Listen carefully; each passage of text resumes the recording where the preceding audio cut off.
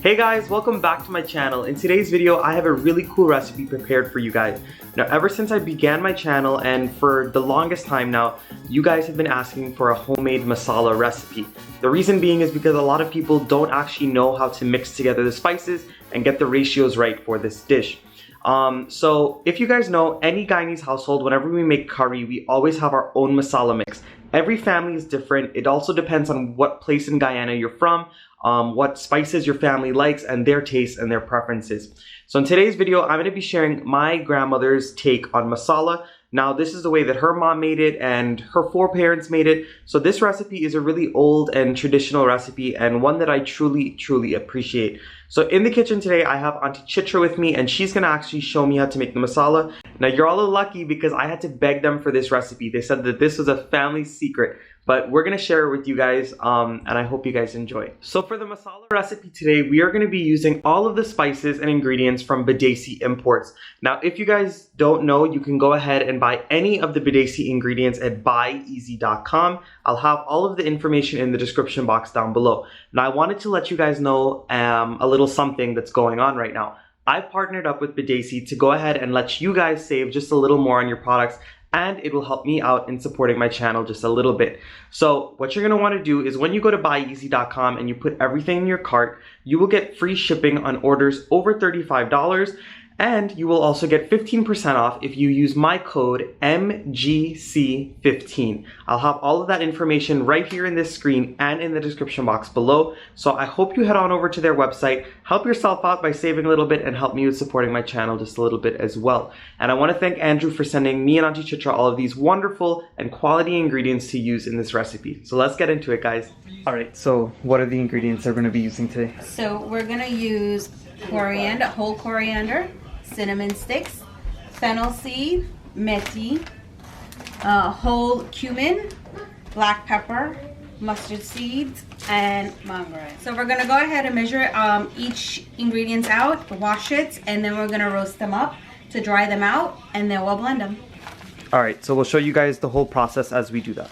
All right, guys, so before we finish measuring out all of these ingredients and putting them all into our tray to begin the washing process, we wanted to let you guys know that one of the spices that we usually add in is the whole turmeric, the dried turmeric.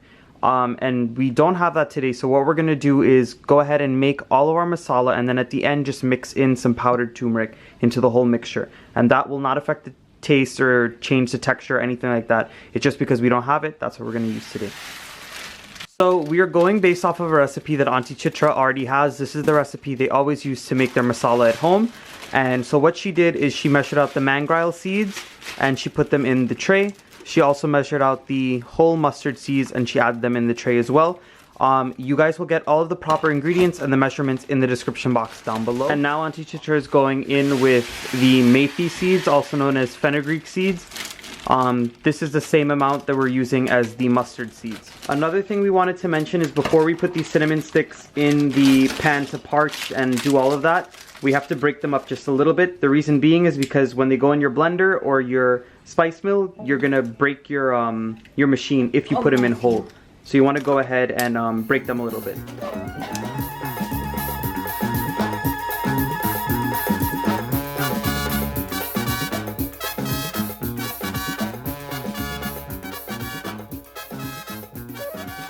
So if you guys have a masala brick or the lorha and sil, like we have a part of it right here, you can go ahead and just bang on the cinnamon sticks a little and they'll crush much easier than you trying to break them in half by hand.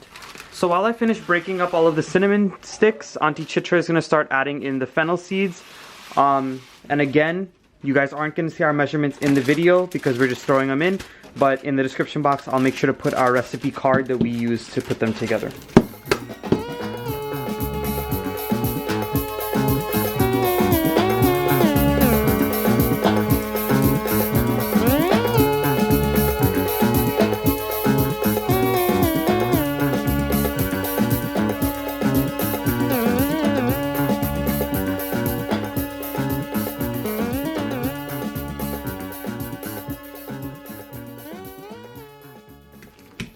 And after we added in the fennel seeds, and we're still adding in the cinnamon sticks, Auntie Chitra is going in with all of the black pepper.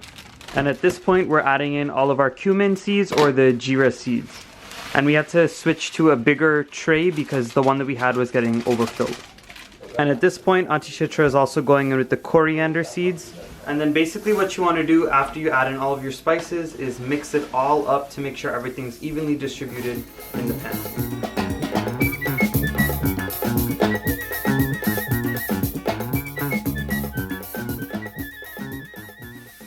So we went ahead and we put all of our spices into a tray, and after we mix them all up and crack those cinnamon sticks in, we are washing them. The reason why you want to wash them is because in the bag they usually have like dust particles or impurities on it, and you want to make sure to get rid of that before you go ahead and parch your masala and then grind it. So this way you're not actually eating or ingesting that when you make the masala. So we're going to continue washing all of this. We're going to lay it down onto our tray, and then we're going to show you what to do next. Once we're done washing it, rinsing it off, we're just gonna put a thin layer onto the sheet pan, and we're gonna put it in the oven at 375 for a few minutes, just so it dries up a bit, and then we're gonna put it in the pan to parch it.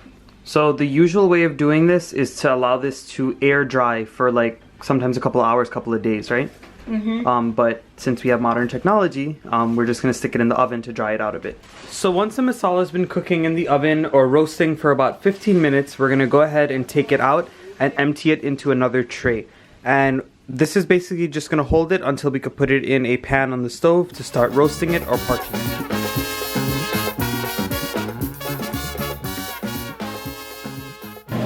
Alright guys, so once all of the spices come out of the oven from roasting just a little bit, just to dry them out a bit, you're going to empty it all into a big tray, and at that point you can start the parching process or the pan roasting process. So you take little batches at a time, you put it in a pan on a medium high heat, and allow it to roast until it is fully dry. And basically what you're looking for is a golden color on all of the spices, but if you like a really dark masala, then you want to keep on parching it for a longer time. So we'll show you guys what that looks like when we're done parching it on the stove.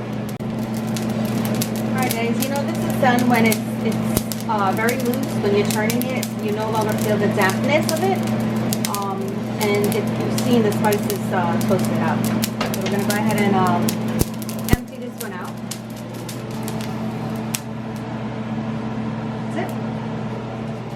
So this is what the masala looks like after we parched it in the pan. When you touch it, you're going to feel that it's very dry. It's not wet like it was before. And if you look at like the cinnamon sticks and some of the other spices, you can see they deepened in color a lot. We don't like our masala to be super black, so we don't parch our spices too much. We just parch them till they're dry and a little golden brown. But by all means, if you want them darker, parch them much longer. So once you finish parching or roasting the masala in your pan, you're going to want to go ahead and take little batches at a time and put it in your blender. We're using a NutriBullet today, but if you wanted to, you could also use your blender attachment that comes on your food processor. So this way you can get it to a fine powder, as you see here.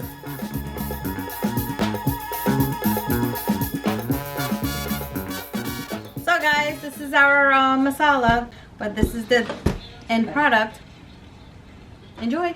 Alright guys, so if you enjoyed this video today, please go ahead and give it a thumbs up. Go ahead and subscribe to my channel if you're not subscribed yet. Make sure you hit that bell icon in the red bar to subscribe to my channel, be notified when I post my newest video, and leave your comments down below if you try this recipe. And if I didn't mention it before, we will be having a smaller proportion in the description box. You will not be making this much masala. This is just because we had to make a big batch. Because everybody wants masala.